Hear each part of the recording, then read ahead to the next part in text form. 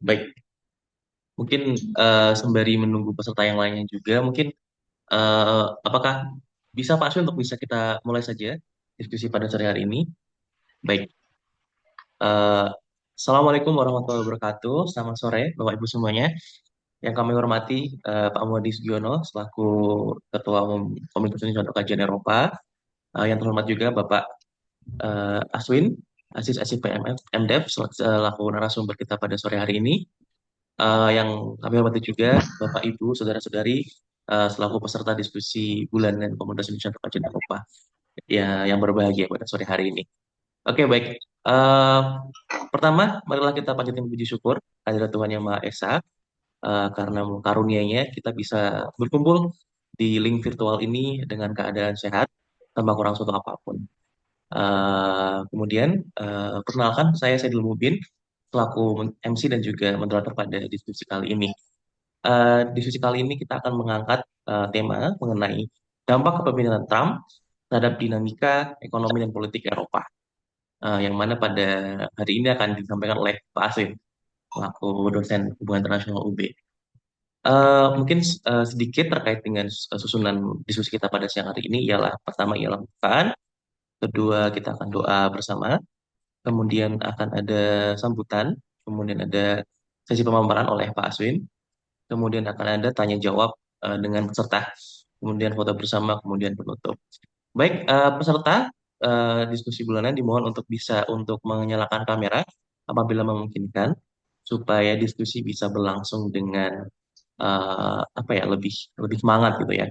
Mungkin para peserta saya berikan waktu untuk bisa menyalakan kameranya supaya diskusi bulanan, walaupun dengan virtual meeting, bisa lebih untuk hidup gitu.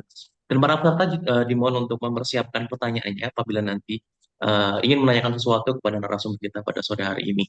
Seperti itu. eh Oke, untuk mengawali diskusi kita pada sore hari ini, supaya diberi kelancaran, marilah kita berdoa menurut agama dan kepercayaan kita masing-masing. Berdoa dipersilakan.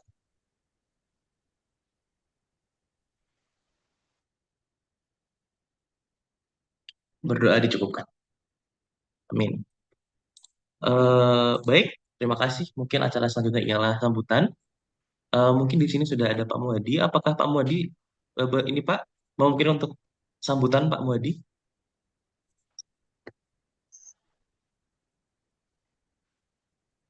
Selamat sore Pak Muhadi.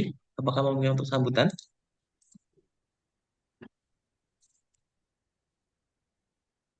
Oke, sepertinya Pak Muhadi sedang ini ya. Halo Mas Said. Oh, oh, baik baik. Apakah mungkin Pak untuk sambutan Pak?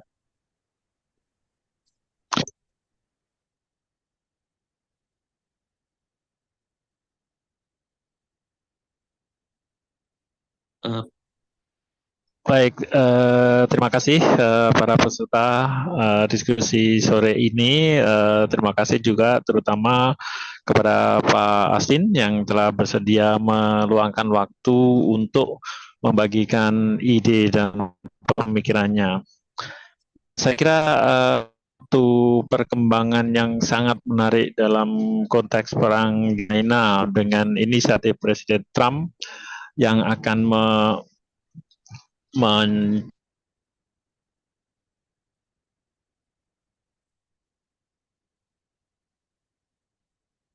akan sangat berdampak pada Eropa. Nah, inisiatif yang dilakukan, yang dimiliki oleh Trump ini menjadikan Eropa sangat diabaikan peranannya. Mereka tidak pernah diajak berbicara oleh Trump dan oleh karenanya ini adalah pelajaran besar bagi Eropa untuk bagaimana mereka harus mulai bisa menyelesaikan persoalan mereka internal Eropa dengan cara yang lebih bijak.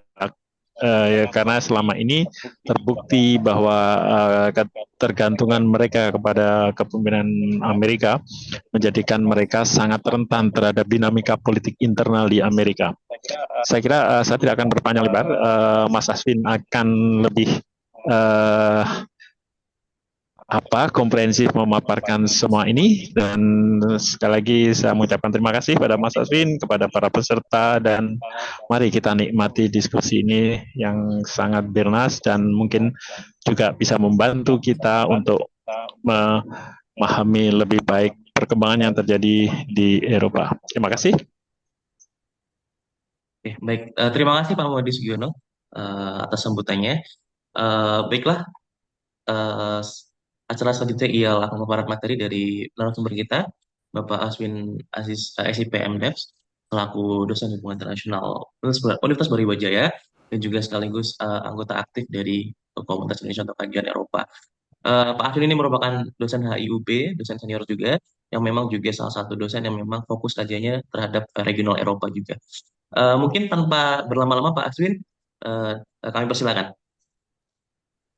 Oke, terima kasih Mas Said, terima kasih Bapak Ibu yang sudah hadir, teman-teman mahasiswa yang sudah hadir di sore ini. Mohon maaf sebelumnya karena acaranya harusnya, kegiatan kita ini, diskusi ini harusnya hari Sabtu kemarin sore, cuma saya ada kegiatan dan saya menghubungi Mas Said untuk menundanya jadi Senin sore ini. Terima kasih sekali lagi. Jadi kenapa saya didaulat? Bisa saya cerita sedikit ya, kenapa saya bisa didaulat jadi pembicara untuk diskusi kali ini? Karena kebetulan waktu itu saya diwawancara oleh Russia Today, ya, mengomentari untuk soal peace talk antara tanggal 12 Februari kemarin antara Trump dengan Presiden Putin, di mana itu membuat heboh di Eropa karena faktor seperti Pak Muhadi tadi katakan bahwa kami kok nggak dilibatkan, we are put in the kids table, ya, kita kok ditaruh di meja kecil, bahkan Ukraina pun nggak dilibatkan, seakan-akan persoalan perdamaian ini hanya concern antara Rusia dan US saja. Nah itu. Namun sebelumnya mungkin kita refresh, mungkin karena semuanya nggak mengambil mata kuliah Eropa di sini, kita mulai dari awal dulu. Bagaimana sih hubungan Eropa dengan um, apa US, ya? Bagaimana sih hubungan dua kawasan ini, terutama untuk US dan European Union? Kita mulai the ties that bind. Jadi pada dasarnya dua kawasan ini memang sudah sangat terikat, ya. Maka um, kita tahu adalah Amerika sendiri, founding fathersnya semuanya mayoritas dari Eropa, mereka Anglo-Saxon, mereka WAPS, Anglo-Saxon Protestan, dominan keturunan Eropa. Jadi tentunya mereka punya banyak kesamaan. Nah, um, jadi setelah Perang Dunia Kedua, Eropa itu mengalami kemundurannya, ya. Perang Dunia Satu, Perang Dunia Kedua itu menyebabkan Eropa mundur. Poros dunia itu berpindah, yang awalnya di Eropa, terutama oleh Inggris, terutama the Great Empire at the time. Dan kemudian uh, Eropa melemah akibat Perang Dunia Satu, kemudian 20 tahun kemudian Perang Dunia Kedua, dan akhirnya mereka dibantu oleh Amerika Serikat untuk kembali melakukan rekonstruksi setelah Perang Dunia Kedua melalui bantuan Master Plan. Kemudian dibentuk juga waktu itu Security Alliance, ya, terutama untuk mencegah semakin menguatnya pengaruh dari Soviet Union. Kemudian kalau kita perhatikan bahwa memang karena mereka pada dasarnya merupakan keturunan dari bangsa Eropa, mereka punya banyak kesamaan, pengalaman yang sama, yang sangat dominan dalam nilai value mereka, yaitu terutama komitmen kepada demokrasi, rule of law, international order, dan human rights. Kita kan sering mendengar jargon-jargon yang keluar dari Eropa dan Amerika Serikat, pada dasar jargon-jargon yang sama, rule of law, international order, international community, yang pada dasarnya sebenarnya itu representasi Barat saja, ya. Kemudian economic bonds, kita tahu hubungan sampai saat ini pun hubungan ekonomi antara Eropa dan mereka sangat kuat, terlepas bahwa Eropa sekarang sudah mulai juga kuat pengaruh ekonomi dari Cina, ya. Kalau kita perhatikan bagaimana ekonomi Amerika Serikat dalam 20 tahun terakhir memang melemah. Dulu 80% dunia ini ekspor impornya, 20 tahun yang lalu ekspor impornya adalah dengan Amerika Serikat. 20 tahun kemudian Cina mendominasi dengan 70%, perdagangan kita itu dengan Cina, dan bukan cuma dari sisi luasnya, ya, semakin banyak negara berhubungan ekonomi dengan Cina, tapi juga dari segi kedalamannya intinya dari total volume perdagangannya. Nah, economic bond antara antara US dan Eropa ini tidak semata-mata hanya uh, apa ya kuat, namun hampir di berbagai bidang semua, termasuk di bidang teknologi juga. Nah, kalau kita perhatikan bagaimana keterikatan ini menyebabkan apapun yang terjadi di Amerika berpengaruh di Eropa, ya. Dan tapi belum tentu sebaliknya. Kita tahu bahwa pada The Great Depression tahun 1930 itu disebabkan oleh Amerika Serikat, jatuhnya pasar modal di Amerika Serikat, namun berdampak ke Eropa, yang menyebabkan Eropa Great Depression tahun 1930 dan menyebabkan pecahnya Perang Dunia Kedua. Kemudian krisis tahun 2008 yang sampai saat ini beberapa negara Eropa masih sangat sulit keluar dan masih berdampak, masih terasa di Eropa sampai saat ini, terutama di Yunani, itu karena faktor juga muasalnya dari Amerika juga, yaitu dengan kolapsnya Lehman Brothers. Jadi kita lihat interdependensi ekonomi antara dua transatlantic partnership ini ya, itu membuat saling ketergantungan. Tapi kita lihat bahwa apa yang terjadi di Amerika pasti berpengaruh di Eropa, namun apa yang terjadi di Eropa tidak begitu berpengaruh ke Amerika Serikat. Seperti Pak Budi katakan bilang bahwa memang harus mengurangi ketergantungannya.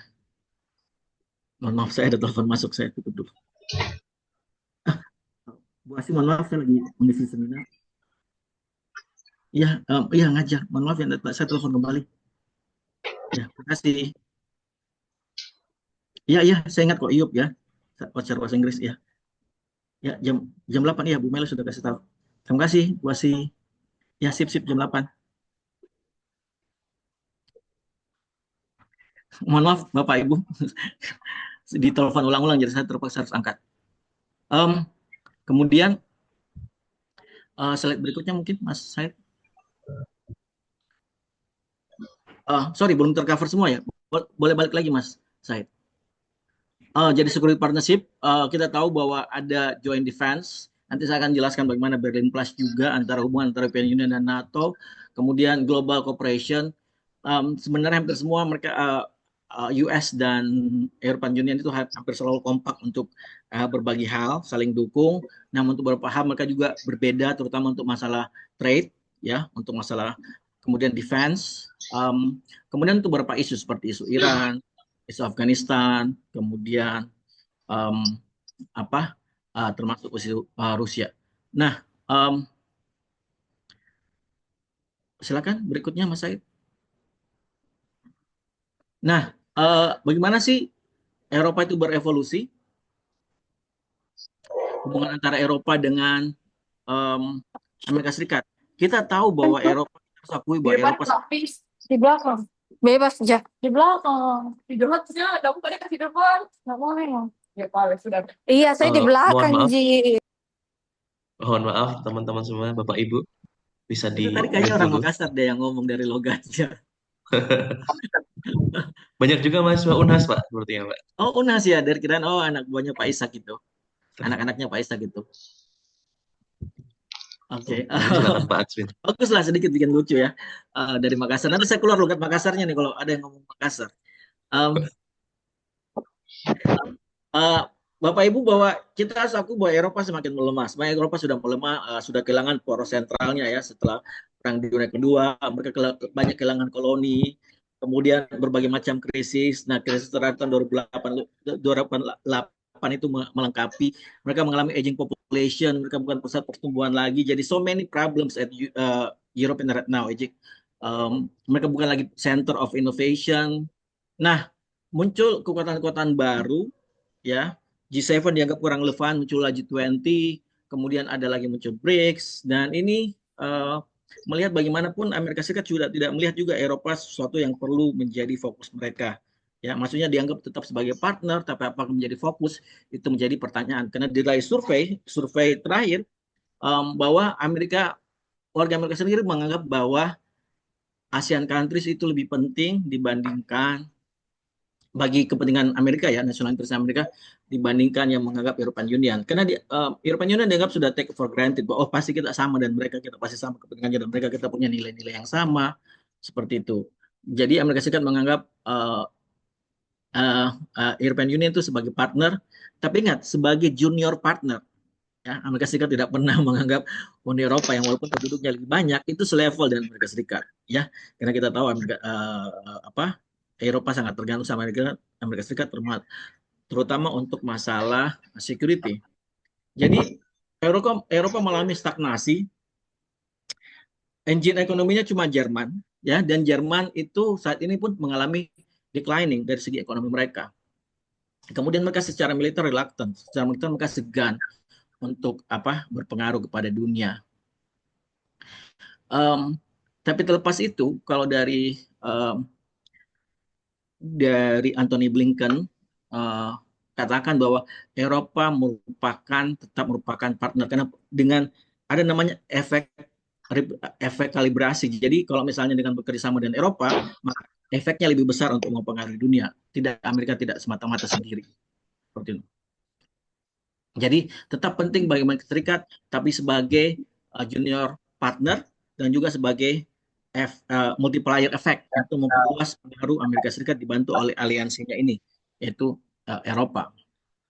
Jadi common values, sejarah yang sama, cara pandang mereka terhadap dunia itu sangat mempengaruhi hubungan Amerika Serikat dan Eropa. Terlepas bahwa ada beberapa isu yang mereka berbeda, misalnya perang Irak kemarin, misalnya bukan kemarin sudah lama ya perang Irak itu salah satunya. Kemudian masalah isu climate change, kemudian masalah regulasi, ya, masalah regulasi di pangan misalnya itu banyak perbedaan. Jadi masalah-masalah detail teknis seperti itu Eropa dan Amerika Serikat sering berbeda. Tapi secara cara pandang mereka kepada dunia, worldview-nya itu mayoritas sama, ya, common ground-nya di situ. Silakan Mas Said berikutnya. Nah, di periode pertamanya Trump, ya, itu betul-betul banyak yang membuat Eropa panik, kemudian sangat berkurang hubungan, sangat bisa dibilang what you call at the lowest point, ya, hubungan antara Eropa dan Amerika Serikat di zamannya first term-nya Trump. Namun membaik di zamannya Biden. Biden kembali merestore keanggotaan, komitmen kepada organisasi internasional, ya, kembali engage dengan NATO, kemudian kembali bergabung dengan WHO, kembali berjoin dengan Paris Agreement. Kemudian pada saat COVID kemarin mereka banyak bekerja sama untuk misalnya vaksin. Kemudian banyak collective action, ya, mereka banyak bekerja sama, negosiasi dan berunding dengan Eropa untuk persoalan-persoalan dunia. Jadi membaik di zamannya Biden. Jadi kita bisa lihat bagaimana tipikalnya Demokrat memang hubungannya, kalau ada Partai Demokrat hubungannya cukup baik dengan Eropa. Walaupun sebenarnya di zamannya Bush, ya, Republikan itu terutama untuk periode keduanya itu membaik hubungan Uni Eropa yang sempat memburuk akibat ketidakikutsertaan Eropa, terutama Jerman dan Prancis dalam perang War on Terror. Seperti itu. Nah, berikutnya Mas Said. Terima kasih Mas Said. Administrasinya Trump, America First. Jadi memang memprioritaskan kepentingan Amerika Serikat dan often at the expense of traditional allies. Ya, jadi aliansi tradisional yang menganggap dirinya teman malah yang harus hati-hati di zamannya Trump. Karena Trump malah menyerang teman, ya. Jadi bukan adversary. Jadi ini yang menarik. Karena yang pertama diserang, kita tahu kebijakan Amerika, yang paling pertama diserang Trump adalah Kanada dan Meksiko, ya, yang sebenarnya cukup dekat dengan Amerika Serikat, bahkan Kanada yang anggota NATO juga, ya, masuk anggota NAFTA, keduanya anggota NAFTA juga. Ya, malah kena tarif pertama adalah dua negara tetangga ini karena dianggap sebagai penyebarnya fentanyl masuk ke Kanada. Kemudian Denmark, ya, anggota European Union, anggota NATO juga, European Union itu diancam ingin diambil Greenland-nya, ya. Jadi malah teman yang merasa aliansinya teman ini, temannya Amerika Serikat, malah mereka yang agak awkward, agak aneh karena mereka justru yang harus hati-hati. Jadi makanya kata-kata mengatakan bahwa being an American enemy is dangerous, but being an American ally is fatal. Jadi justru jadi teman yang justru lebih berbahaya karena they can turn around you ya, turn against you at any moment. Jadi Trump yang sangat unpredictable, yang tiba-tiba teman malah tidak dilibatkan atau malah diserang. Ini kadang tidak dinegosiasikan. Trump itu malah biasanya kita lebih tahu kebijakannya dari Twitter, dari X. Ya. Kemudian jadi kecenderungannya adalah move away from any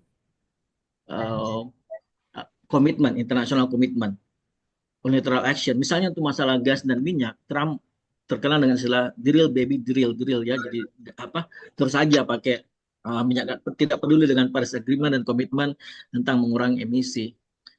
Kemudian economic tension yang akan kita bahas lebih jauh, bagaimana persoalan tarif ya. Kemudian strength trust, jadi ada ketidakpercayaan bahwa ini trust bisa ngapain aja loh tiba-tiba berubah ya. Dan kadang kita harus menyenangkan Trump pribadi hanya untuk sekedar kebijakan itu berubah. Sebagai contoh, bagaimana Meksiko yang harusnya kena tarif 25% itu tiba-tiba ditunda. Kenapa ditunda? Karena Presiden Meksiko muja-muja Trump, muji-muji Trump, dan Presiden perempuan ini saya lupa namanya. Siapa nama Presiden Meksiko? Muji-muji Trump dan mengatakan, oke deh Trump, kamu ini bla-bla, kami akan komitmen untuk naruh polisi di border ya untuk mencegah fentanyl masuk. Bahkan aneh, fentanyl nggak mungkin dicegah karena fentanyl masuk itu melalui jalur legal, bukan jalur ilegal. Jadi naruh border itu nggak ada. Tapi kalau Trump itu yang penting dia bisa memuaskan publik bahwa ini loh, aku sudah buat, orang lain sudah mengikuti dealku, mengikuti apa yang saya mau. Ya gitu. Jadi ingin kelihatan ada sesuatu yang tangible dari selalu Trump. Makanya untuk kasus Rusia dan Ukraina kita bahas lebih jauh nanti kan apa sih modelnya Trump sebenarnya. Nah, berikutnya.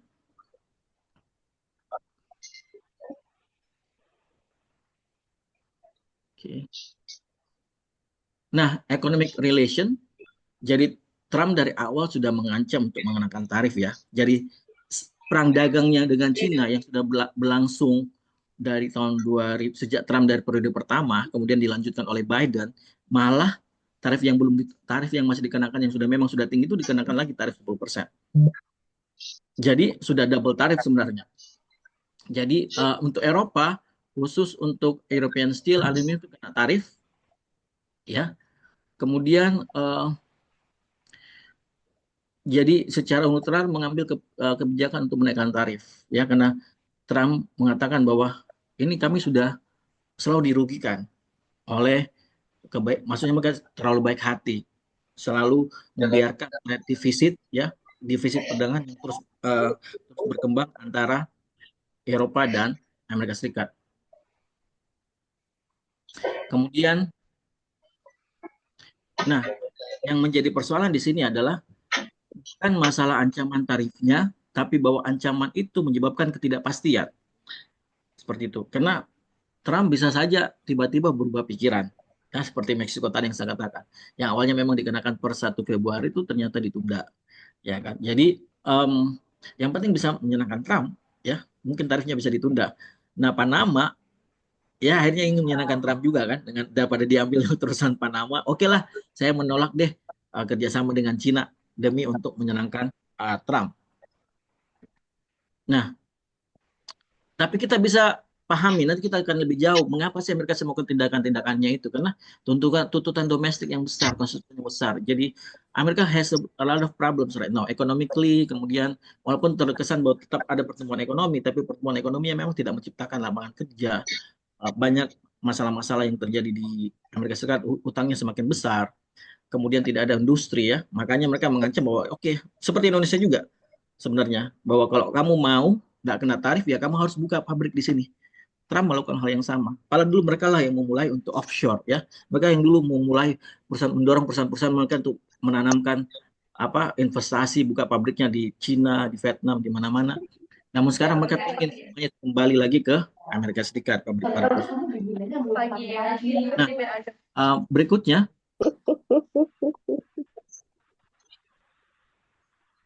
Nah,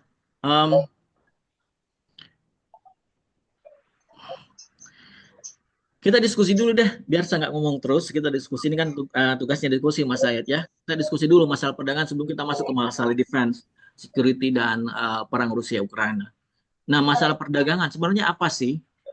Apakah apa yang diklaim sama Trump itu benar nggak?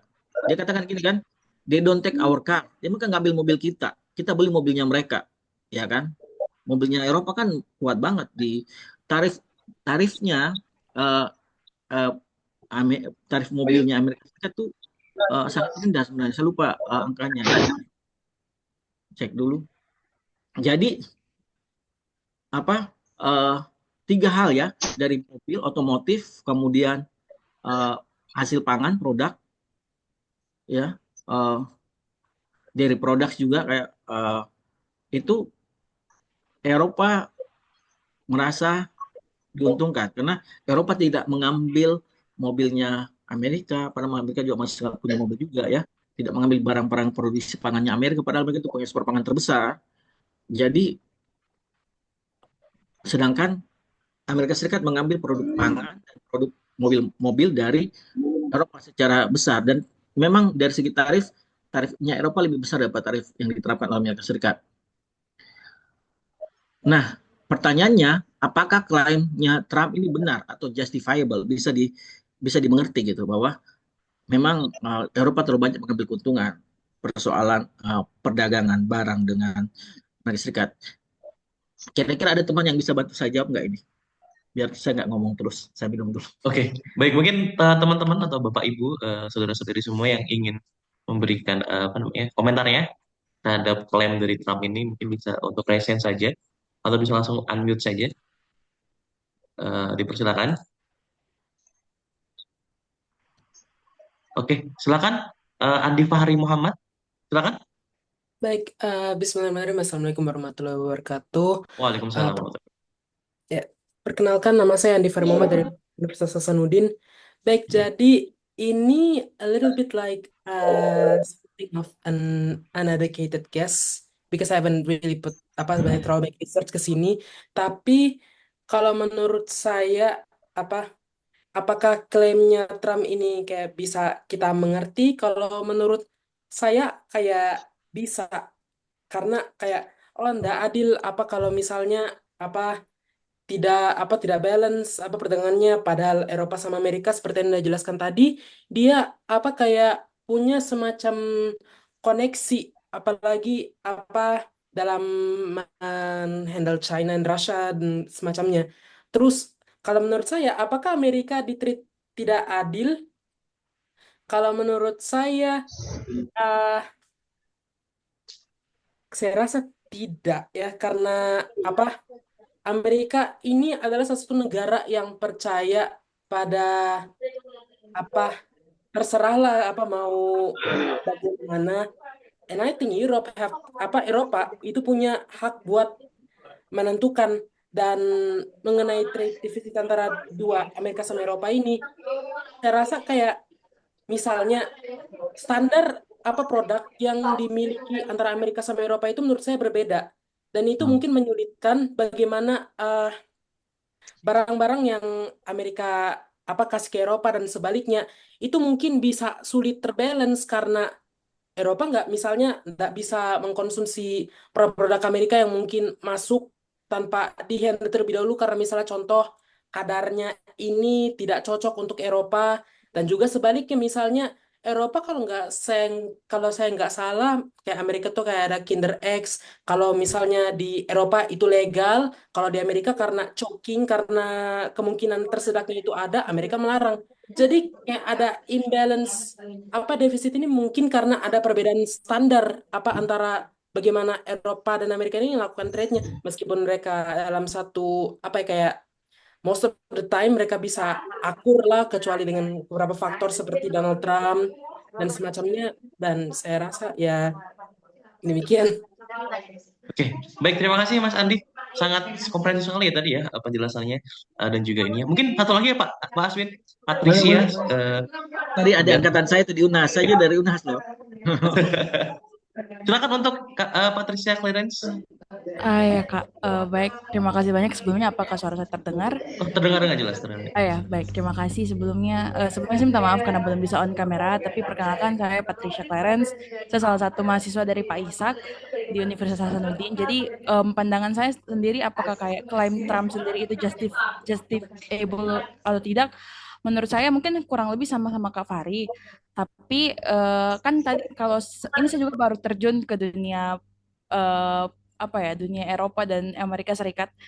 Tapi yang saya tahu sependek sepengetahuan saya itu Trump itu kayak banyak kritik negara-negara kayak Eropa itu karena tidak memenuhi target pertahanan belanja lah, terus merasa bahwa mereka terus Trump juga merasa mengeluhkan bahwa ES itu mengalami defisit perdagangan karena Uni Eropa, apalagi di Jerman, di mana kayak dia tuh menuduh kebijakan perdagangan Eropa tuh merugikan industri ES seperti otomotif dan pertanian. Tapi menurut saya sendiri lagi dan lagi setiap negara kan punya sensusnya masing-masing, punya aturan masing-masing, dan saya rasa dalam hal defisit itu bukan berarti defisit perdagangan bukan berarti kita mau berusaha merugikan salah maksudnya tidak mau merugikan satu orang begitu, satu pihak saja gitu.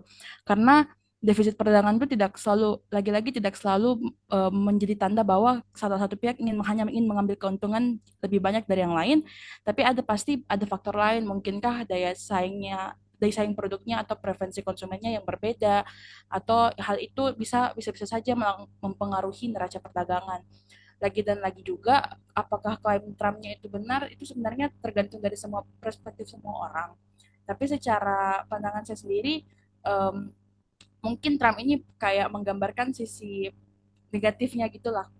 Kalau contohnya negara lain nggak bisa nguntungin dia, berarti sangat merugikan AS, dan apa ya, dari sudut pandang diplomasi dan ekonomi global, sebenarnya hubungan AS dan Eropa itu seharusnya lebih kompleks daripada sekedar satu pihak itu mengambil keuntungan dari yang lain. Menurut saya itu seperti itu sih. Mohon maaf mungkin Oke, kalau nggak kurang dimengerti, tapi ya itu Oke, baik. sekali. Terima kasih, Kak Patricia. Mas dari Unhas. Mungkin seperti itu, Pak Aswin. Ada dua apa namanya peserta yang sudah memberikan tanggapannya. Kurang lebih ini ya, mungkin tanggapan mereka hampir sama. Mungkin saya juga memberikan pendapat bahwa memang sebenarnya Trump ini sebenarnya ya hampir sama dengan presiden-presiden negara lainnya gitu loh. Cuma memang Trump ini presiden yang sedikit narsis mungkin ya, yang mungkin narsisnya melebihi kapasitas presiden lainnya gitu. Jadi mungkin sedikit kontroversial beberapa klaim-klaimnya. Mungkin saya serahkan lagi pada Pak Aswin untuk menanggapi. Terima kasih.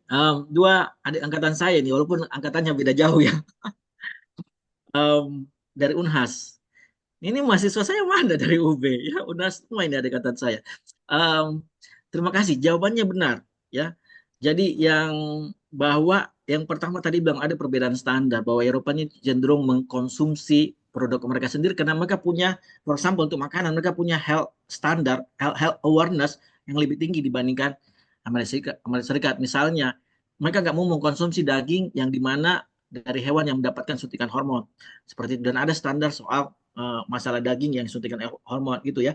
Makanya Eropa hanya uh, mau mengimpor daging yang tanpa suntikan hormon dari Amerika Serikat. Padahal mereka mayoritas ya hewan yang di sana itu di Amerika Serikat di indus ya, dipakai hormon growth.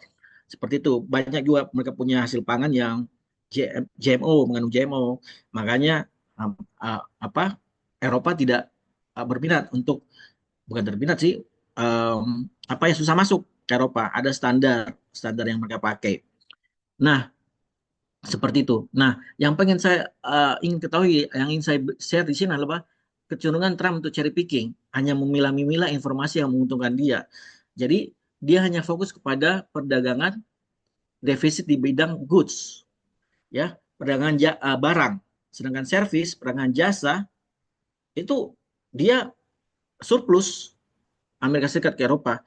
Orang Eropa mengkonsumsi Netflix, mengkonsumsi film-film Hollywood, jasa konsultan, jasa hukum, jasa financial, segala macam, macam-macam ya, yang jasa yang dikonsumsi oleh uh, Eropa. Jadi lucunya Trump hanya fokus pada defisit di bidang perdagangan barang. Namun di bidang, dia nggak pernah singgung bahwa Amerika Serikat untung atau surplus di bidang perdagangan jasa. Jadi kalau dikombin sebenarnya defisitnya Amerika Serikat itu kecil, cuma 54 billion. Jadi tidak signifikan dengan GDP-nya Amerika Serikat yang triliunan ya. GDP-nya Amerika Serikat jadi tidak signifikan. Tapi kalau fokus hanya kepada perdagangan barang, ya jelas itu memang Eropa nggak bisa membantah karena memang defisitnya besar untuk di perdagangan barang. Namun perdagangan jasa Amerika Serikat untung, surplus. Coba memang kalau dikombain tetap Amerika Serikat defisit, tapi kalau setelah dikombain defisitnya tidak signifikan lah. Jauh lebih besar Cina. Cina itu 5 kali lipat defisitnya dibandingkan Eropa. Ya, jadi Cina 200-an billion, sedangkan Eropa itu cuma 54 billion. Yang data terakhir yang saya lihat. Nah itu pertama. Tapi kalau mau jujur, kalau memang tarifnya Eropa memang lebih tinggi. Eropa menerapkan tarif 10% untuk mobil, sedangkan Amerika cuma 2,5. Kemudian untuk untuk barang-barang produk pangan memang Eropa lebih tinggi. Jadi kalau mereka memang mau negosiasi, Eropa di sini dalam posisi yang harus bisa menjelaskan kenapa tarif mereka lebih tinggi untuk produk-produk yang sama dibanding Amerika lebih rendah ya. Seperti itu. Kita tahu memang Eropa itu cenderung sangat proteksi terhadap pasar domestik mereka. Kita punya pengalaman kan dengan kelapa sawit, di mana mereka yang menduduki minyak nabati mereka juga seperti rapeseed dan teman-temannya. Jadi seperti itu, teman-teman. Nah, mungkin kita bisa lanjut setelah diskusi soal ekonomi kita ke security. Bagaimana? Ya, defense and security. Oke. Jadi Trump memang selalu berpandangan bahwa Amerika itu banyak yang free rider. Eropa itu adalah free rider, ya. Eropa itu numpang. Bahwa kamu bisa maju, kamu bisa growth itu ada faktor yang kamu tidak hitung. Faktor kamu bisa maju karena faktor kamu aman. Dan keamanan itu datang dari kami. Kami yang menempatkan semua pasukan-pasukan di sana, kami punya base di sana, kami yang support Anda melalui aliansi NATO, dan kamu bisa bertumbuh, kamu bisa berkembang. Kamu dari awal kami bantu, mulai dari ya tadi saya bilang dari Marshall Plan, kemudian bahkan setelah Perang Dunia I ya investasi yang paling besar ke Eropa itu dari Amerika Serikat juga. Jadi namun dianggap bahwa kami terlalu baik, namun Anda tidak punya komitmen yang sama. Jadi Trump melihat itu Eropa bukan sebagai partner tapi sebagai burden. Beda dengan presiden sebelumnya sebagai partner. Eropa dianggap sebagai beban, ya, beban di mana Amerika Serikat harus mengeluarkan duit untuk Eropa dianggap kurang. Pak, ini keamananmu loh, namun kamu cost sharing-nya kurang. Kamu tidak pernah mau menepati 2% dari GDP-mu untuk masuk ke defense. Nah, kemudian kamu juga tidak mau beli barang kami seperti tadi itu kan. Nah, itu jadi semakin membuat Trump meradang bahkan sejak dari first term-nya. Nah, di sini kan kita lihat juga Eropa kan akhirnya berpikir ya kita memang kita selalu diancam untuk masalah keamanan. Sebenarnya ide tentang keamanan Eropa itu sudah muncul dari zaman dulu, terutama dari Prancis ya. Namun Jerman itu cenderung agak cenderung terutama waktu Inggris masih bergabung ya, tidak mau supaya American presence in Europe is decreasing. They want seperti ada istilah itu ya, keep America in, keep German weak, keep German down, and keep Russia out. Jadi ini sampai sekarang masih diikuti terus istilah ini. Nah, apa jargon ini? Jadi bagaimana tetap membuat Amerika tetap di dalam Eropa melalui NATO. Kemudian nanti kita akan jelaskan tentang NATO sendiri. Ada Agreement Berlin Plus ya. Agreement Berlin Plus itu adalah bagaimana antara Uni Eropa dan NATO, di mana semua aset-aset NATO itu boleh digunakan oleh European Union. Kesepakatan itu sebenarnya panjang. Kesepakatannya baru disepakati tahun 2002, di mana semua aset-aset NATO itu boleh digunakan oleh European Union. Namun American First itu Trump dengan American First-nya ingin fokus kepada satu masalah dalam negeri, kemudian untuk luar cuma ingin fokus ke China.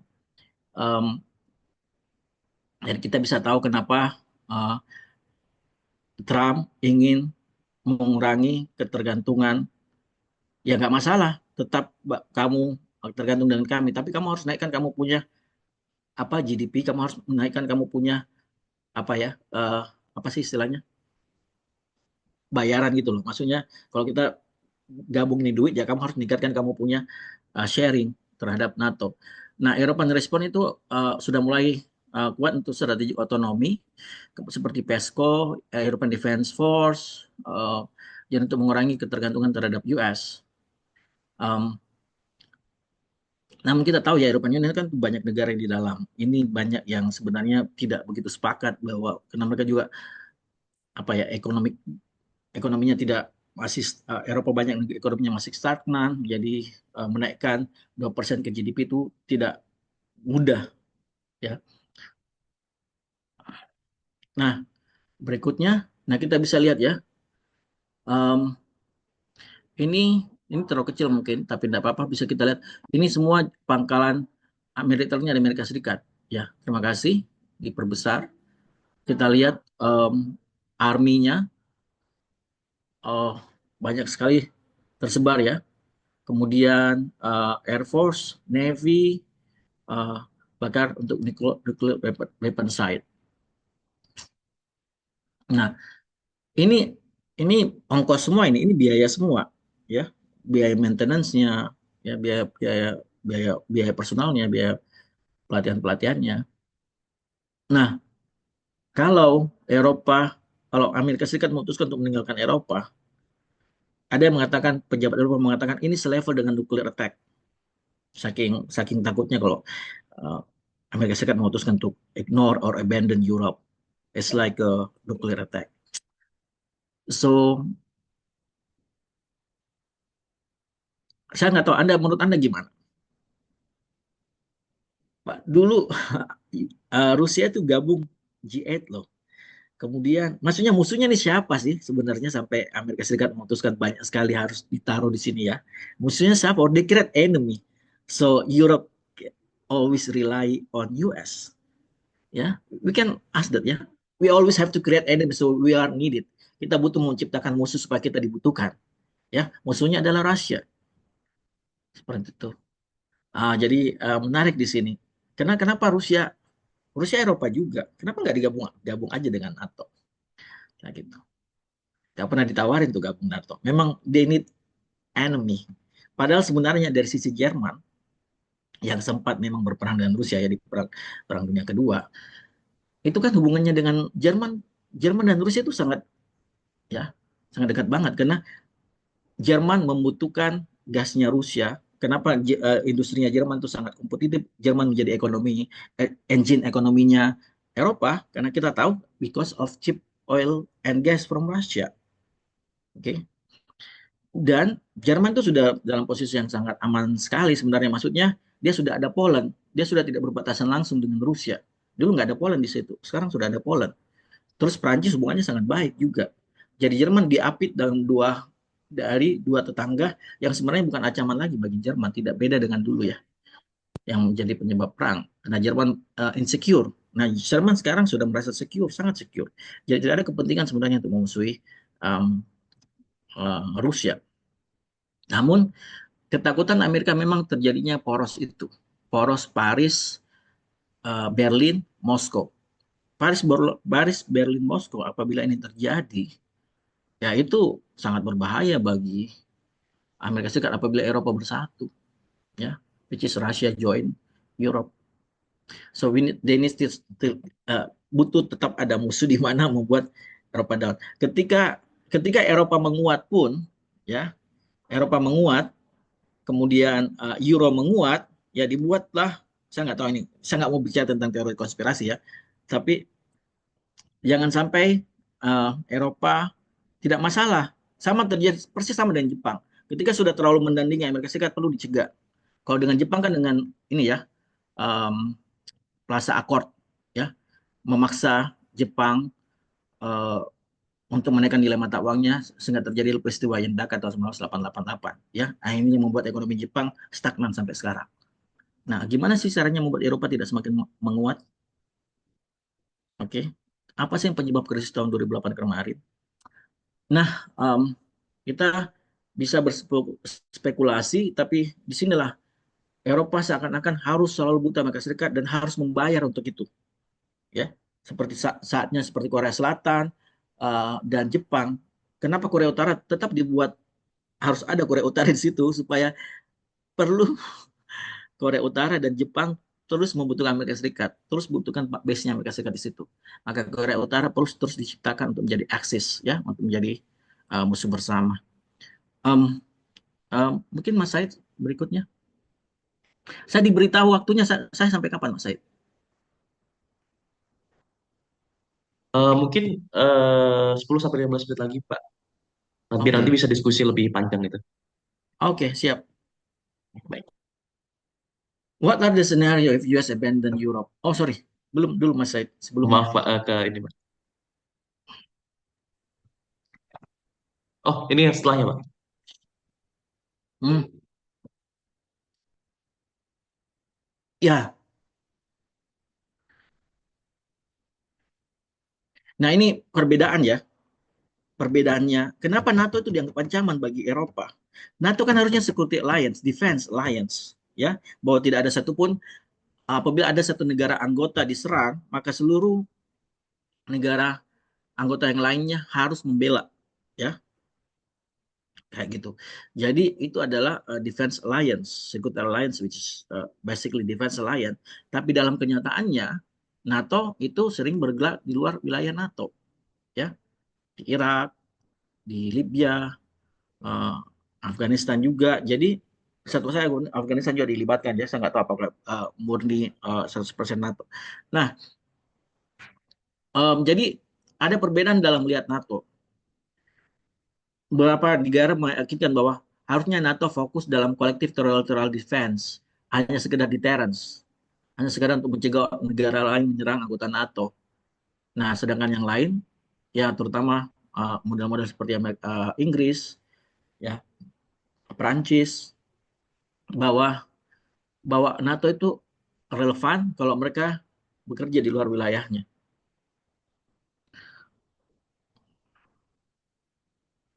Jadi bisa mengatasi ancaman. Kalau saya sih bukan melihatnya sebagai ancaman, tapi threat perception, persepsi atas ancaman. Jadi mungkin itu bukan ancaman, tapi persepsi, dibuat persepsi atau dibuat narasi bahwa itu seakan-akan itu ancaman. Seperti itu. The Berlin Plus itu yang saya katakan tadi bahwa European Union memiliki akses untuk menggunakan aset-asetnya NATO. Berikutnya Mas Said. Nah, apa skenario-nya kalau misalnya Amerika Serikat meninggalkan Eropa, abandon Europe? Skenario pertama tit for tat ya. Apa yang dilakukan apa yang dilakukan Amerika Serikat akan dibalas Eropa. Yang seperti masalah tarif itu kan. Kan kemarin juga von der Leyen itu siapa? Susah namanya ya. Komisionernya Eropa yang perempuan itu. Von der Leyen, I don't know how to spell her name. Already mentioned that they will retaliate, akan mengecam tarif. Tapi mereka selalu mengatakan bahwa kami bersedia berdiskusi, kami tidak mau eskalasi, kami ingin bernegosiasi seperti itu. Kami bisa mungkin membeli lebih banyak produk-produk Eropa. Sebenarnya kadang-kadang bagus juga nih ancamannya Trump ya, karena kalau baru ngancam aja semua sudah pada panik dan kemudian oke lah kita beli-beli barang-barangnya Amerika Serikat segera kayak gitu. Apa sih maunya, ya udah dah kita beli aja kayak gitu. Kayak gitu. Karena itu memang terbukti ketika di periode pertama ya memang perdagangannya Eropa lebih banyak membeli barang-barangnya Amerika Serikat.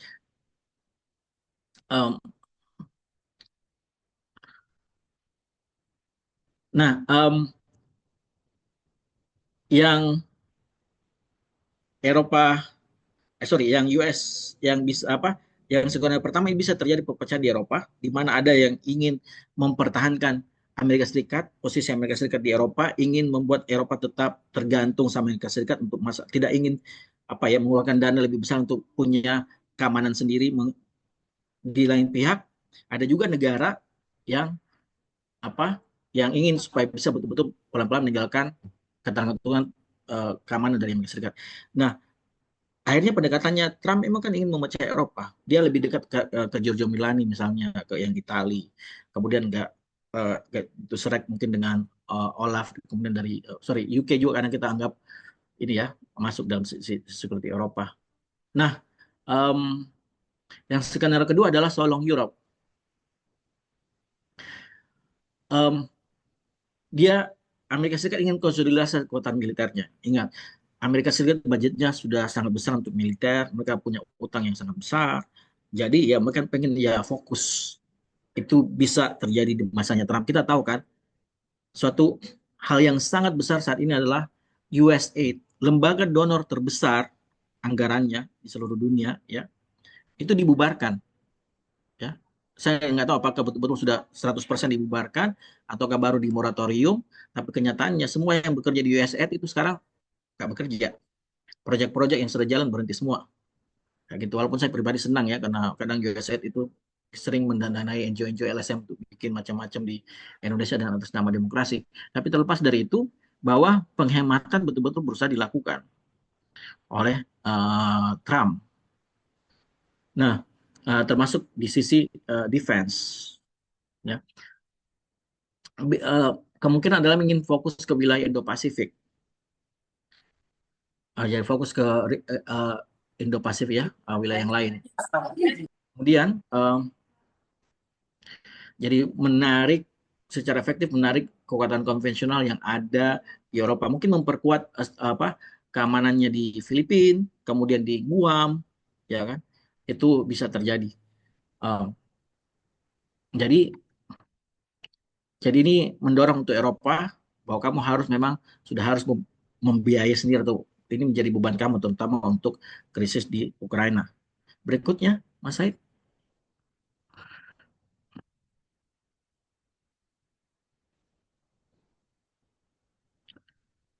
Mas Said, Rusia Ukraine War ya.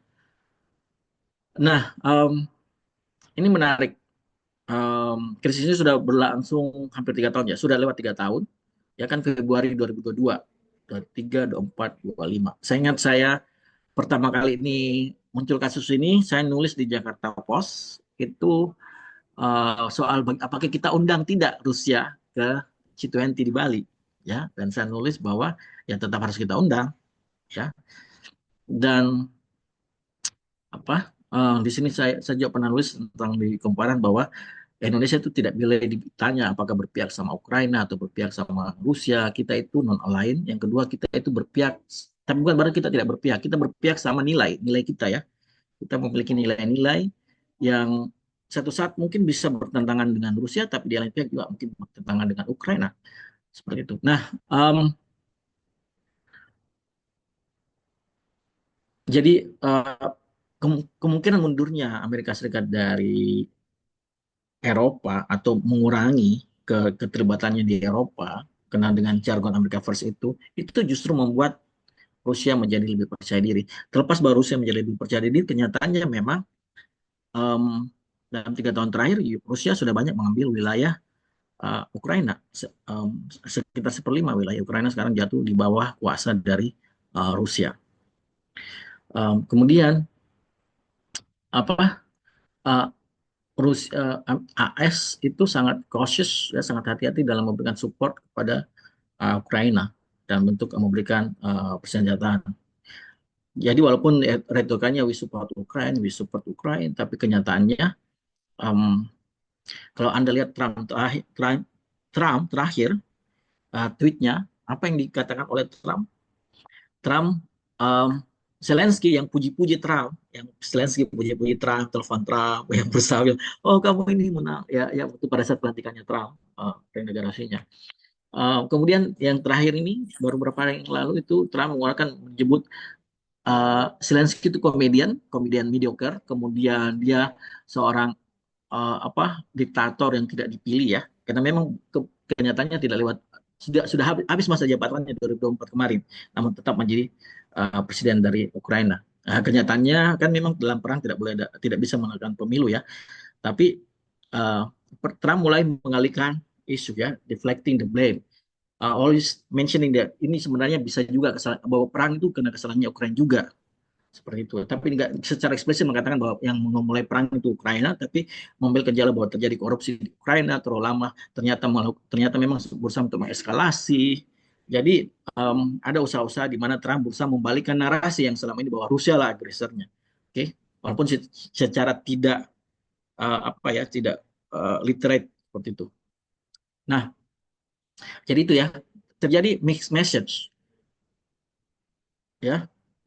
Mixed message-nya ya, iya bilang bahwa kita membela Ukraina, namun memuji Putin dan menyudutkan Zelensky dan menyatakan komedi dan segala macam. Kemudian bahwa kamu itu cuma berhasil membuat Biden patuh sama kamu. Kalau saya enggak gitu. Jadi ada panjang tweetnya Trump ya, kok tweet si X ya, enggak masih disebut tweet. Nah, yang paling lucu ya perkembangannya adalah tidak melibatkan Ukraina maupun Eropa dalam diskusi soal masa depan Ukraina, peace talk ini. Nah, ketakutannya Ukraina adalah Amerika Serikat dan Eropa dan Ukraina, ketakutannya adalah Trump memberikan banyak konsesi, banyak kemudahan dalam negosiasi itu. Yang penting terjadi deal. Yang penting deal gitu loh. Walaupun dalam deal itu ternyata merugikan Ukraina. Ya, ada 3 hal kan.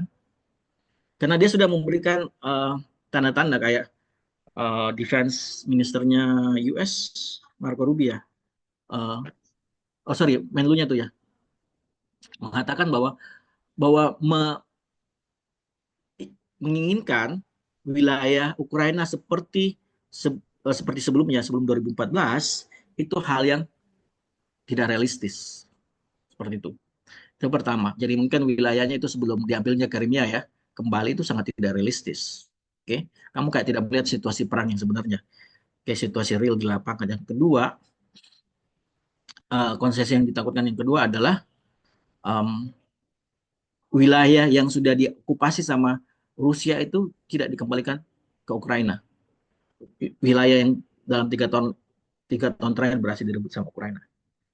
Tuntutan Rusia sebenarnya yang ketiga itu adalah tidak mengurangi pengaruh Rusia di Ukraina, termasuk dari pengaruh bahasa, pengaruh budaya, usaha-usaha untuk menghilangkan pengaruh Rusia dari segi culture, itu tidak dilakukan oleh Ukraina.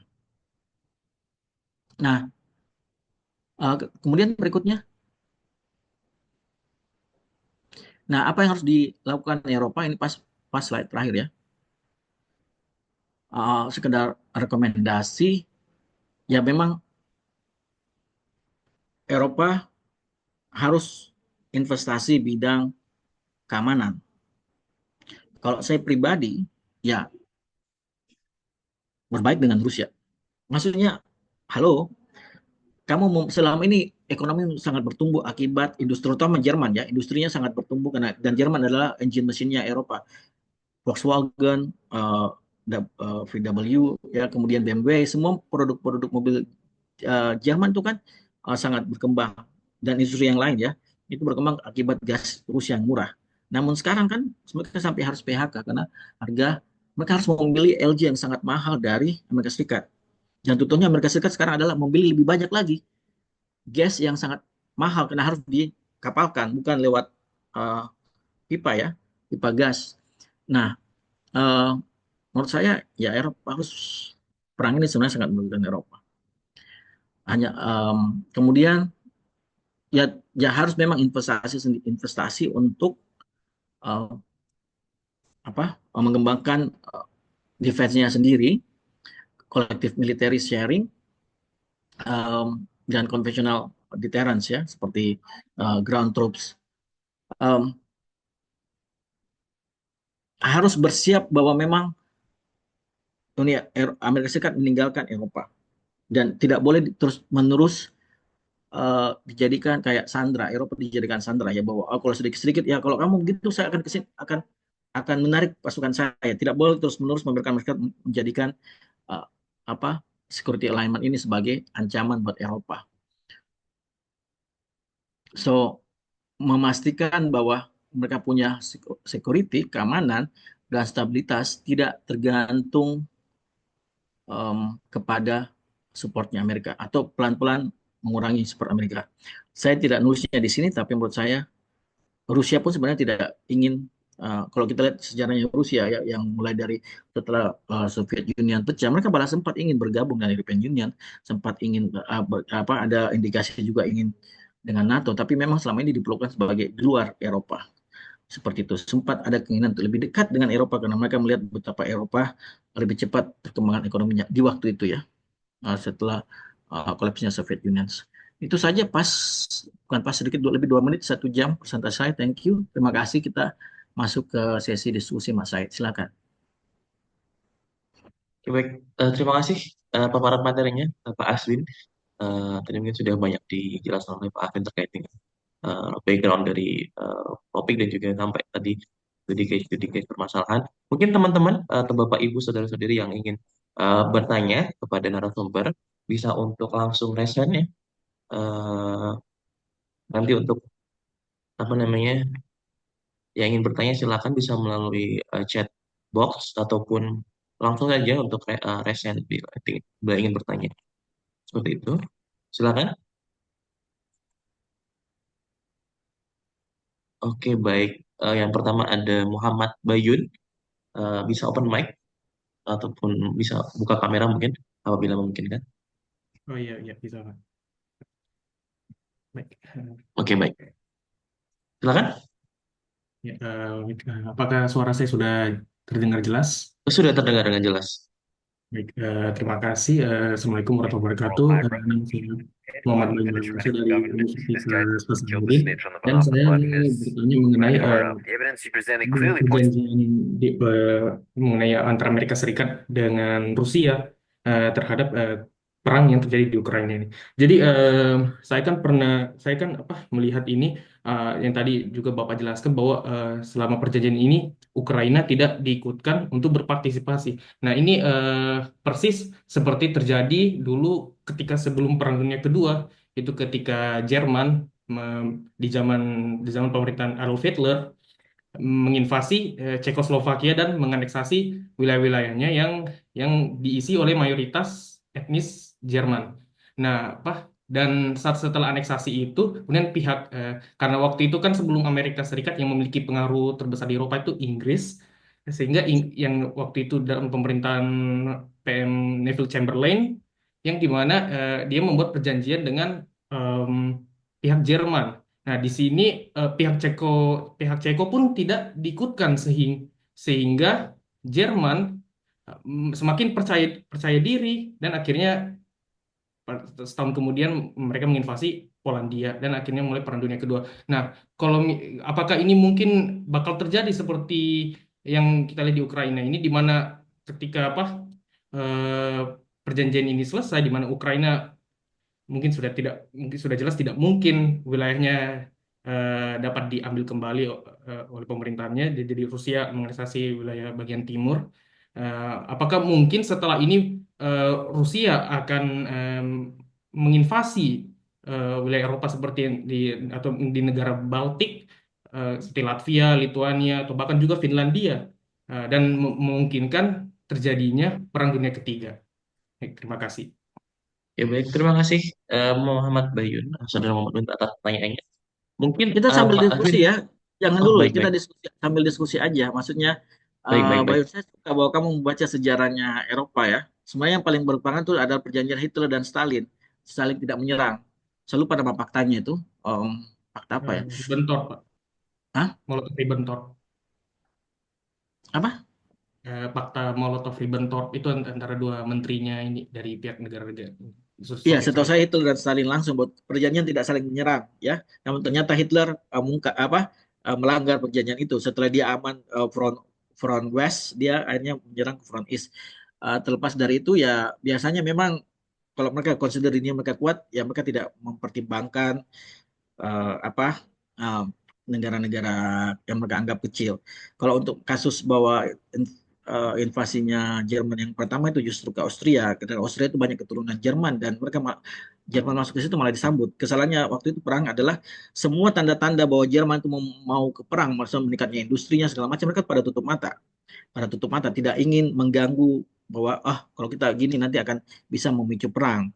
Namun akhirnya jadi menutup mata atas tanda-tanda bahwa Jerman akan melakukan invasi. Baru setelah Poland kan baru pada sudah mulai bergerak. Nah, pertanyaanmu apa? Sorry, saya agak-agak lupa. Tadi yang terakhir adalah Ya, Pak. Apakah karena rasa percaya diri ini, apakah Rusia mungkin juga Pak bakal menginvasi negara-negara, contoh mungkin di negara Baltik, karena kita lihat kan Donald Trump ini dia menarik dia sudah mereka karena dia lebih fokus ke America First, sehingga dia tidak mau terlalu membantu negara-negara Eropa, sehingga kemungkinan karena hal ini Rusia pun semakin percaya diri untuk memperluas wilayahnya. Gitu. Dan mungkin memulai Perang Dunia Ketiga gitu, Pak. kalau Rusia ingin memperluas wilayahnya, dia tidak akan membiarkan negara-negara itu lepas di zamannya Soviet Union ya, atau apakah ingin mengembalikan kejayaan Soviet Union, bisa jadi, tapi saya pikir mereka tidak akan sudah sadar bahwa ekspansi teritorial itu tidak menjamin, malah menjadi beban ya kan, terutama kayak wilayah Asia Tengah itu sebenarnya ternyata secara ekonomi jadi beban bagi Soviet Union, makanya dengan mudah dilepas. Nah, dalam kasus ini sebenarnya mereka sudah dari awal mengatakan ini kita ada red line loh, ada red line. Red line-nya itu adalah Ukraina, ya, karena jalur Ukraina itu betul-betul jalur yang sangat strategis untuk masuk untuk menyerang uh, Rusia. Mereka yang menginvasi Crimea juga karena faktor akses laut, ya. Jadi ke buat Rusia ini saya nggak melihat bahwa Rusia punya apa ya ekspansi wilayah itu sudah kayak out of date banget.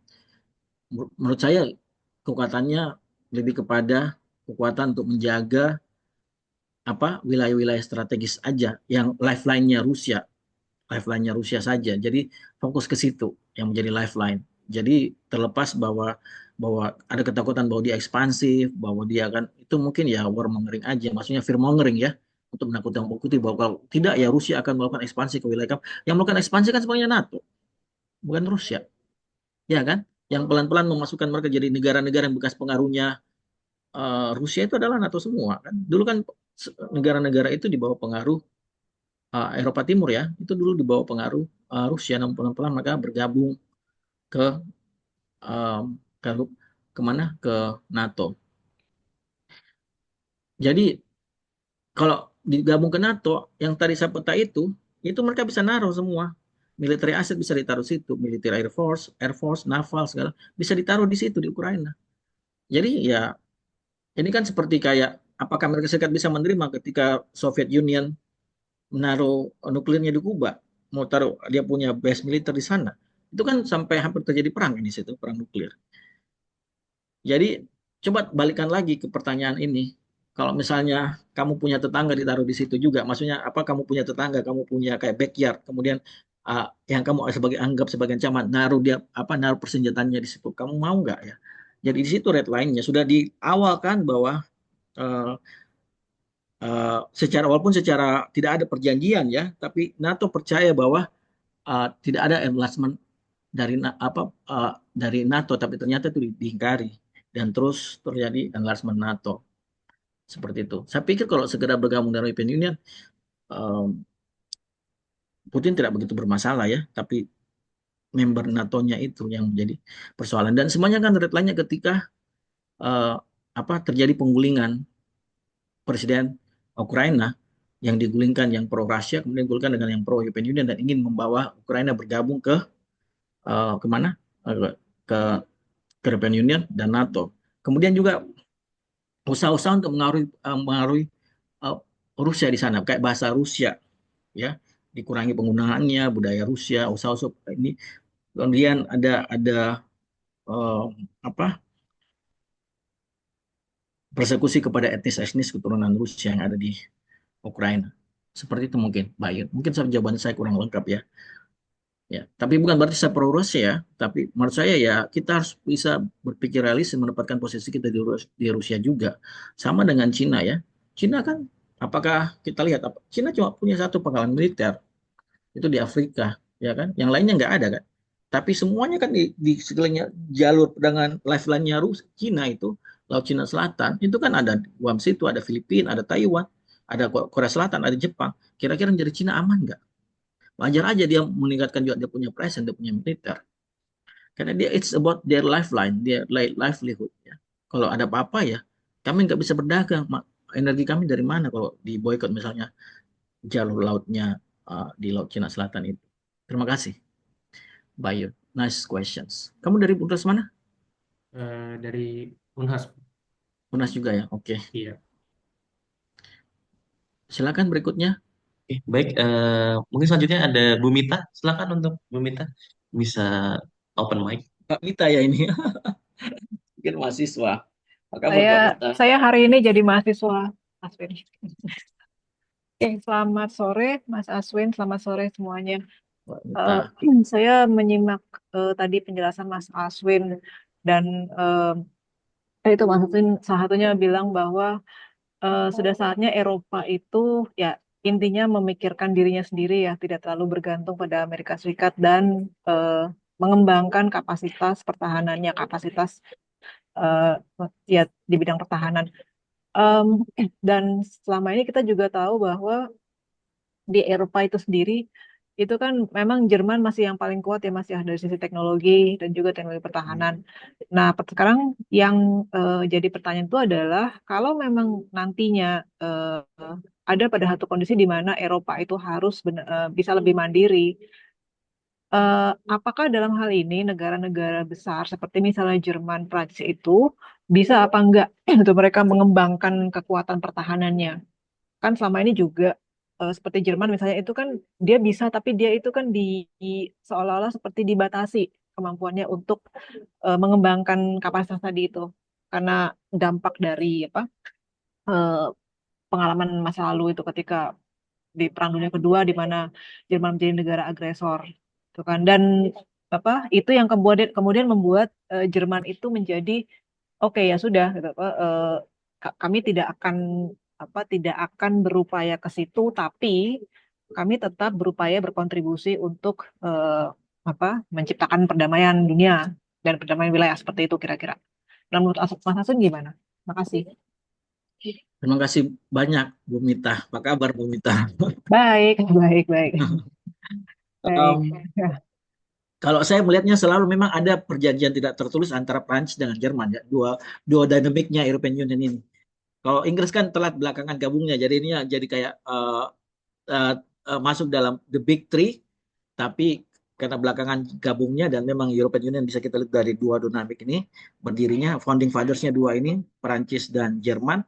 Akhirnya ada kesepakatan tidak terus bahwa untuk masalah politik dan keamanan itu Prancis, masalah ekonomi itu adalah Jerman. Dan Jerman memang sudah sering disebut sebagai reluctant leader. Jadi dia cuma tidak mau jadi pemimpin, dia tidak mau muncul lagi, tidak mau jadi under the spotlight karena takut mengingatkan masa lalu ya. Maka kita lihat sendiri pun bagaimana kalau dia di luar di ke negara-negara lain, dia selalu berlindung di lembaga multilateral. Dia masuk ke suatu negara lewat lewat mana? Lewat UN, World Bank, organisasi multilateral, tidak langsung membawa namanya Jerman. Karena ada ketakutan bahwa Jerman berusaha melakukan lagi rearmament. Dan itu lebih kepada bagaimana dua pandangan yang berbeda di domestiknya Jerman.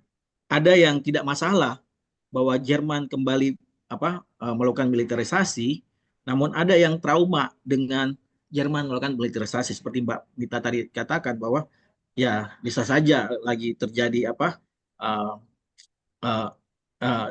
nasi 2.0 dan apalagi dengan muatnya AfD sekarang ya far right ditakutkan ya yang awalnya cuma untuk defense akhirnya menjadi offense. Nah, jadi menurut saya ide bahwa selama ini ya ide European Defense Force itu banyakkan dari Prancis, yang paling menentang itulah Inggris. Namun ketika Inggris is off the book now, sudah keluar dari European Union, ya ini sekarang tergantung Jerman karena Prancis itu dari dulu memang on the go, maksudnya pengen sekali ada IDF. Nah, Jerman reluctant karena Jerman tidak melihat Rusia sebagai ancaman seperti itu. Baru setelah invasi Ukraina ini baru sikapnya Jerman itu berubah ya seperti itu. Namun dalam banyak hal menurut saya Jerman paling dirugikan ya. Nggak ada berani menyebut bahwa apa Nord Stream 2 itu siapa yang ngebom gitu. Walaupun kita tahu siapa semua ngebom, tapi kan semuanya nggak ada yang berani nyebut siapa sebenarnya yang ngebom. Yang paling dulu kan industrinya Jerman. Sekarang mereka harus mengimpor oil and gas. Jadi kalau saat ini menurut saya they do not have the economic capability, not only technologically, tapi also economic capability. Siapa sih yang pertumbuhan ekonominya di atas 1% sekarang di Eropa ya? Pertumbuhan ekonomi sangat, Jerman PHK banyak banget baru-baru untuk industri otomotif. Mereka tidak mampu bersaing dengan Cina untuk di EV. Di EV mereka kalah bersaing dengan Cina. Mereka masih mobil konvensional, hampir nggak ada inovasi. Industrinya semakin mahal dan terlalu tergantung sama industri otomotif Jerman itu. Jadi kita juga nggak bisa banyak berharap dari Jerman. Justru banyak masa depan itu sekarang diarahkan ke Poland. Industrinya Poland sekarang sangat berkembang. Pertumbuhan ekonominya paling bagus juga di Eropa.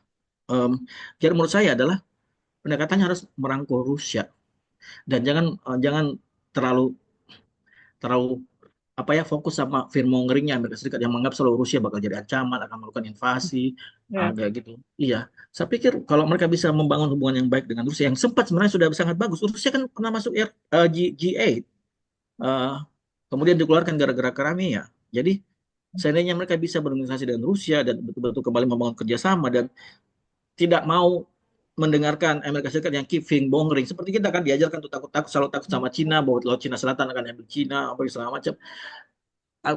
Saya nggak tahu sih Mbak, tapi kalau saya sih, um, I don't think you should tell someone outside your region to tell what you do, karena you know your neighbor better than that far away neighbor. Saya pikir Jerman lebih tahu Rusia, orang Eropa lebih tahu Rusia dibandingkan Amerika Serikat tahu tentang Rusia. Seperti kita, saya pikir kita lebih tahu tentang Cina dibandingkan Amerika Serikat tahu tentang Cina. Terima kasih Mbak Mita. Oke. Mungkin sorry, kita silakan diskusi Mbak Mita, silakan. Mbak Ya, kembalikan. enggak, ya, makasih juga Mas Aswin. Ya, jadi tadi benar sih, tapi intinya kan gini kan, benar bahwa Eropa itu atau negara-negara Eropa itu lebih paham dan lebih tahu menghadapi Rusia dibandingkan Amerika Serikat. Tapi di sini kan yang kita juga lihat bagaimana Amerika Serikat tuh selalu berusaha memperlihatkan power leverage-nya gitu untuk itu tadi bilang Rusia itu menakutkan, Rusia itu begini begitu dan sebagainya. Sementara Amerika Serikat bersikap begitu, di depan Rusia itu ada negara-negara Eropa Tengah dan Timur yang benar-benar berhadapan langsung dengan Rusia. Jadi itu sih sebetulnya yang sekarang sedang terjadi ya. Dan itu juga jadi ditunjukkan dengan bagaimana negara-negara Eropa Timur itu juga sekarang mulai mengambil sikap yang berbeda kan dengan negara Eropa Barat tuh. Bahwa karena ya itu tadi mereka berhadapan langsung dengan Rusia, bukan Jerman, bukan Prancis, atau bukan negara-negara di Barat gitu, atau bahkan bukan Amerika Serikat. Jadi dalam hal ini juga sepertinya peran dari negara-negara Eropa Tengah dan Timur itu juga harusnya bisa dikedepankan ya, dengan Polandia sebagai motor atau siapapun itu yang kuat gitu di wilayah itu, gitu, menghadapi persaingan di antara dua yaitu Rusia dengan Amerika Serikat ini. Gitu. Saya sepakat sekali Mbak Bita bahwa Eropa Timur itu punya traumanya sendiri juga dengan Rusia. Ya kan, justru yang paling anti dengan Rusia kan itu justru Eropa Timur yang pernah under the influence of Rusia. Kita tahu pada saat perang Rusia Ukraina yang paling anti Rusia itu Poland, dan paling semangat juga dukung Ukraina, kemudian mau mengambil pengungsi dari Ukraina adalah Poland. Negara-negara yang dulunya memang under the influence influence-nya Rusia. Mereka masih trauma dengan Rusia yang dulu, Soviet Union. But I don't know Mbak Mita sih, maksudnya ya nggak tahu ya. Apakah kita tidak pernah belajar sejarah atau kita nggak mau move on dari sejarah?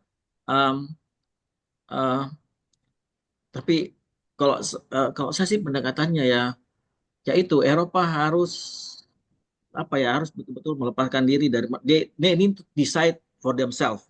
They have to rely on themselves dan they need to decide for themselves.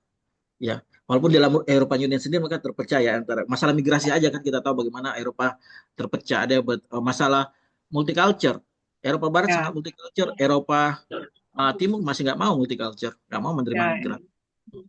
Ya itu kan artinya if European countries or Europe have to decide for themselves, it means that they have to try to to interact much better gitu kan among themselves gitu antara Barat sama Ya, Timur. Jadi yang tadi perbedaan itu bisa diminimalisir atau bisa dieliminasi gitu kan. benar. Karena Sepakat. ya yang nanti yang menjaga wilayah mereka ya mereka sendiri gitu kan, bukan Rusia atau siapapun itu gitu. Benar sekali. Gitu kan. Benar sekali. Ya. Oke, itu aja Mas Aswin, terima kasih. Terima kasih Mbak Mita. Ya. Sepakat Mbak Mita. Oke, baik. Terima kasih Bu Mita dan juga Pak Aswin atas pertanyaan dan jawabannya. Mungkin peserta yang lain mungkin bisa untuk raise hand apabila masih ada pertanyaan. Kita masih ada waktu sekitar 5 sampai 10 menit. Apabila ada pertanyaan lagi, mungkin bisa satu pertanyaan lagi. Mungkin satu pertanyaan terakhir dari Andi Fahri Muhammad. Silakan bisa Sambil open mic. bertanya mungkin Mas Said ada slide saya setelah thank you itu. Setelah Oh iya, masih kita ada 3 slide sepertinya, Pak. Ya, Mungkin nanti bisa disampaikan. untuk mengantisipasi pertanyaan dan ternyata muncul. Ada itu. Oke, baik. Mungkin Kalau Mas bisa Andi dulu dimunculkan. bertanya. Ya, sambil Nanti bisa. dimunculkan Mas. Ya. Oke, Silakan baik. Mas Andi. Apa suara saya kedengaran? Silakan Mas Andi Fahri. Oke, baik. Terima kasih sebelumnya izin bertanya. Jadi saya juga tadi ngedenger AFD, and honestly it's a very important party right now. Apalagi kalau nggak salah, Tabe mau konfirmasi, kayaknya hasil pemilu Jerman udah keluar ya. CDU di peringkat 1, AFD kedua. Jadi implikasinya ini kan CDU kayaknya udah bilang ketua partainya Merz udah bilang mereka nggak mau negosiasi dengan AFD. Berarti izin bertanya, berarti Jerman ini masih bakal tetap status quo ya, Mas, mengenai bagaimana stance-nya Jerman terhadap Ukraina. Apalagi Jerman kan sebelumnya, tapi Jerman yang sebelumnya juga di bawah Scholz juga yang bilang there will be nothing about Ukraine without Ukraine. Itu kayaknya kalau saya lihat stance-nya. Cuma apakah naiknya AfD ini juga tetap masih harus diperhatikan juga, meskipun kayaknya kemungkinan besar AfD nggak bakal masuk koalisi dengan CDU. Itu Mas pertanyaan saya. Oke, terima kasih Fahri. Kamu sangat tertarik sama politik domestiknya Jerman kayaknya. Kalau masalah komentar tadi bahwa there's not negotiation with Ukraine, cuma persoalannya ini kan Eropa tidak dilibatkan. Dia di put in the children table pada dasarnya ya. Pertanyaan kepada Eropa, do you actually have the bargaining chip? What do you offer to the table? Kayak gitu. Karena Trump sudah bilang bahwa kami tuh sampai ngasih 200 billion loh untuk perang kalian kayak gitu ke Ukraina. Jadi what do you offer gitu? Maksudnya kamu ingin ada di meja tapi what do you bring to the table? Nah, mungkin Europe should ask them that gitu. Karena kalian yang memprolong, maksudnya Trump melihatnya kalian yang memprolong this war in a way, ya, bahwa ini semuanya bisa, kan Trump sama kita kalau once jadi presiden semua akan bisa selesai termasuk konflik Rusia Ukraina ini. Masalah politiknya di Jerman sampai kini bukan cuma di Jerman, di seluruh kecenderungan populisme, kemudian far right movement, ini semuanya bahan diskusi nanti di Kikil lagi ya Mbak Gita, soal sudah berapa kali kita diskusi semakin menguat memang. Yang tipikalnya populisme adalah salah satunya adalah ketika memang lebih kepada bentuk reaksi terhadap akibat dari globalisasi yang terlalu over globalization ya, yang dimana yang ketidaksiapan terhadap menerima perbedaan budaya, ada cultural, banyak sekali pengungsi masuk yang mereka tidak bisa kontrol, kemudian yang munculnya nativism ya, salah satunya itu nativism. Kemudian ini kalau kita melihat jelang perang yang terjadi di tahun 1930-an ya, terjadi di mana orang-orang Jerman merasa mereka tidak dapat tempat, kemudian mereka merasa di dari sisi ekonomi mereka susah mendapat pekerjaan, living cost terlalu mahal. Itu memang cenderung menguatkan partai-partai yang konservatif, bahkan cenderung kanan jauh. Jadi ya gimana? Liberal tuh thrive kalau pada saat ekonomi makmur, ya. Tapi konservatisme kemudian itu thrive biasanya menguat di zaman-zaman krisis. Hitler lahir itu dari proses demokrasi loh. Pada saat Jerman mengalami krisis, banyak pengangguran dan they need to blame someone, right? Ya, far right kan modelnya kayak gitu. Partai-partai yang cenderung kanan itu cenderung cari bahwa eksternal. Kita ini orang natif, kita ini orang asli, kita harus the others-nya siapa ini? Nah, kalau saya itu yang betul-betul harus memang em, susah dicegah kalau tidak dilakukan eh, perbaikan, misalnya perbaikan dari sisi ekonomi, kemudian sosial, seperti itu ya. Itu mungkin di apa ya, di presentasi yang lainnya, presentasi tentang populisme yang ada juga di mata kuliah Eropa tentang menguatnya populisme di Eropa. Eh, Seperti itu, Andi, Fahri. Kalau saya nggak salah itu terjadi juga di Belanda ya.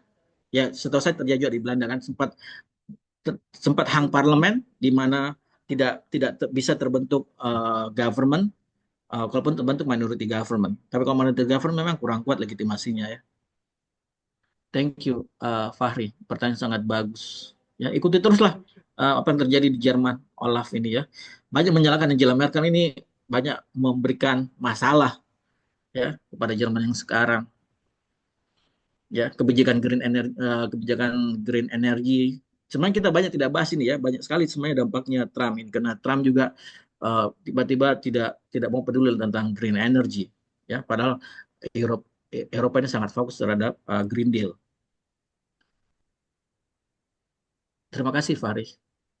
Ya, terima kasih.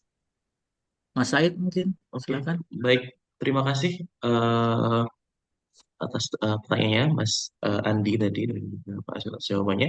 Mungkin Pak Aswin, apakah ini mau di Oh ya, persembahkan ini atau tadi ya ini saja sih, bahwa apa, secara cepat aja bahwa eh, apa, bahwa gimana, bahwa tidak Eropa juga tahu kok bahwa mereka kadang harus terseret perang yang mereka sebenarnya tidak mau terlibat, ya kan? Nah, baru ketika perang itu betul-betul di halaman belakang mereka atau bahkan halaman depan, itu baru mereka sangat concern. Nah, untuk masalah Irak itu kan sempat split setelah War on Terror. Jadi Eropa sudah sering berbeda pendapat. Biasanya untuk perbedaan pendapat yang kecil-kecil, masalah migran, kemudian masalah energi, itu sering terjadi. Tapi masalah kayak kepada Amerika ini sudah berapa kali terjadi, terutama untuk War on Terror. Jadi Jerman waktu itu tidak mau ikut. Kemudian Jerman sebenarnya mau, maksudnya senang-senang aja bahwa Rusia semakin menguat dan tidak melihat Rusia sebagai ancaman. Sekali saya bilang bahwa Jerman sudah merasa dalam posisi aman karena uh, ekonominya sudah kuat, dia already settle ya. Kemudian ada Poland sebagai buffer, Prancis sudah menjadi sahabat, so they don't feel like insecure anymore ya. Lebih secure malah, dia mesin ekonomi mereka sangat kuat, engine mesinnya Eropa, so dia no need to worry gitu. Kemudian berikutnya mungkin ya, nah ini kalau kita lihat tadi peta yang tadi ya, sebenarnya periperinya Eropa itu kan sudah berubah ya. Yang peta yang tadi, yang di awal ini, sorry, peta yang mana sih, sorry, sekali lagi. Yang setelah thank you ini, where's the old periphery? Jadi periphery yang lama itu sebenarnya kan Mediterranean. Namun periphery yang baru itu sekarang adalah justru di Eropa Timur ini. Periphery yang baru. Eropa sudah fokusnya ke sana, bukan ke wilayah old periphery yang di wilayah Mediterania. Nah, berikutnya, Mas, tadi. Um,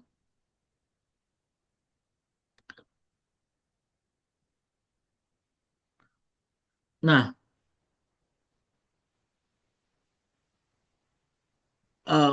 seperti yang saya katakan tadi, bahwa sebenarnya Amerika Serikat selalu berusaha untuk mencegah jangan sampai terjadi poros Paris, Berlin, Moskow.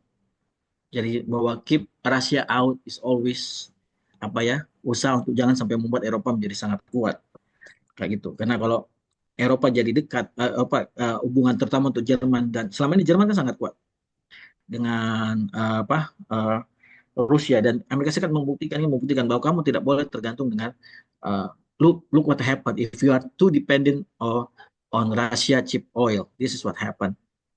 Waktu itu Trump itu, kalau nggak salah Trump itu selalu ngulang-ngulang itu, bahwa dia sudah mengatakan itu di first first period ya, first term-nya Trump. Kemudian berikutnya kayaknya itu doang ya. Iya, Pak. Nah, Terakhir sorry, ini, ini Pak. kan di terakhir ini saya sudah katakan ya, Jerman can afford distance itself from US. Sebenarnya bisa Jerman itu tidak tergantung dengan US karena Prancis bukan lagi ancaman, tidak langsung berbatasan lagi dengan Rusia, ada Poland di situ. Dan Jerman butuh Rusia untuk sumber daya dan untuk sumber manusia juga. Jerman kan aging ya. Sedangkan Rusia butuh Jerman untuk modal, industri dan teknologi. Jadi saling membutuhkan Jerman dan Rusia itu sebenarnya. Kalau dua ini Eropa bakal kuat. Cuma US will try hard not to do that. Yang sekarang US usahakan adalah bagaimana memecah kongsi antara Rusia dengan Cina. Rusia dan Cina sekarang. Amerika Serikat berusaha, tapi saya yakin Putin tidak akan lupa jasanya Cina selama Rusia dalam 3 tahun terakhir ya. Cina menjadi lifeline-nya Rusia, membeli gasnya Rusia, mengamankan rubel, pada saat memberikan alternatif SWIFT bagi Rusia. Jadi banyak sekali yang Cina lakukan untuk menopang supaya Rusia tidak kolaps ekonominya. Semua prediksi bahwa perang akan menyebabkan Rusia kolaps ekonominya tidak terjadi. Bahkan ekonomi Rusia bertumbuh, malah justru Eropa yang decline dia punya uh, apa ekonomi. Jadi kalau kalau European Union, saya pikir kadang mereka harus lebih pragmatis ya, lebih realistis dibandingkan idealis dan harus ya membuka jalan untuk bernegosiasi dengan Rusia. Itu mungkin Mas Syahid, terima kasih. Oke, baik, terima kasih Pak Aswin atas tadi tambahan materinya. Mungkin selaku moderator saya sedikit mau callback materi dari Pak Aswin. Mungkin tadi Pak Aswin sudah menyampaikan eh, apa ya, banyak terkait dengan hubungan sejarah dari AS dan Eropa, mungkin karena nilai-nilai bersama dan juga beberapa hal terkait dengan Marshall Plan dan juga NATO. Dan kemudian tadi Pak Aswin juga sempat memberikan penjelasan yang komprehensif terkait bagaimana era Trump yang memang ada slogan American First, di mana Trump mengutamakan kepentingan Amerika Serikat, ya seringkali terkadang mengorbankan teman lama gitu, aliansi. Kemudian ada beberapa eh, dampak-dampak ekonomi seperti proteksionisme dari US yang memang sedikit memperburuk ketidakpastian perdagangan. Kemudian ada beberapa konflik tarif dengan Eropa yang memang sedikit menghambat faktor ekonomi dan juga beberapa supply chains. Kemudian terkait dengan defense, kemudian terkait dengan konflik Rusia Ukraine yang memang adanya American Force ini menjadi salah satu sinyal adanya lemahnya komitmen Amerika Serikat terhadap Europe tadi seperti dibahas oleh Pak Asing juga. Mungkin kurang lebih seperti itu diskusi kali ini, Bapak Ibu dan juga saudara-saudari semuanya.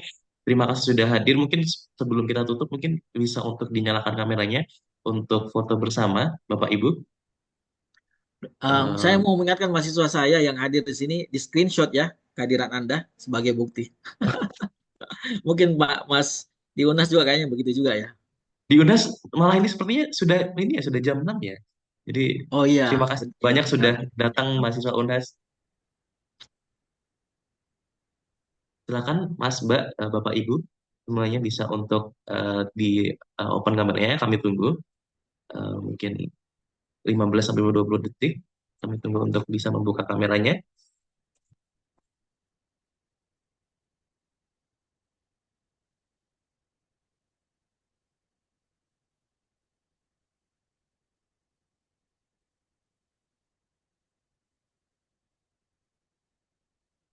Oke, baik. Masih ada lagi sepertinya.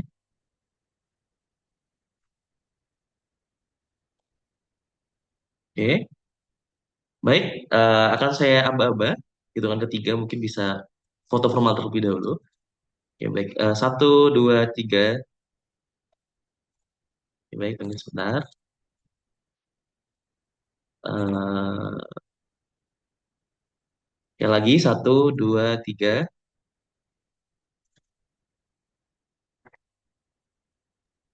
Oke, lagi. Satu, dua, tiga. Satu kali lagi. Slide kedua. Satu, dua, tiga.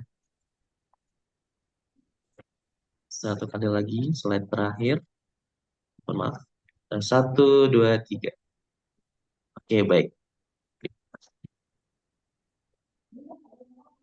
Oke, baik. Terima kasih Bapak Ibu dan juga Mas Mbak yang sudah hadir pada sosial ini. Terima kasih khusus kepada Pak Aswin sudah mau untuk menjadi narasumber kita pada sore hari ini. Jangan kapok-kapok Pak, mungkin next kita bisa untuk diskusi lagi terkait hal ini mungkin karena mungkin ada perkembangan dinamika yang ada terkait konflik Rusia Ukraina dan juga perkembangan Presiden Trump juga yang mungkin kadang-kadang sedikit sedikit ini ya fluktuatif gitu terkait kebijakan-kebijakannya gitu kan. Mungkin seperti itu. Selamat sore semuanya. Terima kasih sudah hadir pada diskusi kali ini. Selaku panitia dan juga Kike, kami Terima mengucapkan kasih. terima kasih dan juga Ya, apabila ada salah kata kami mohon maaf. Terima kasih. Wassalamualaikum warahmatullahi wabarakatuh. Waalaikumsalam. Sampai jumpa di pertemuan selanjutnya. Ya. Terima kasih, terima kasih, terima kasih Pak Aswin.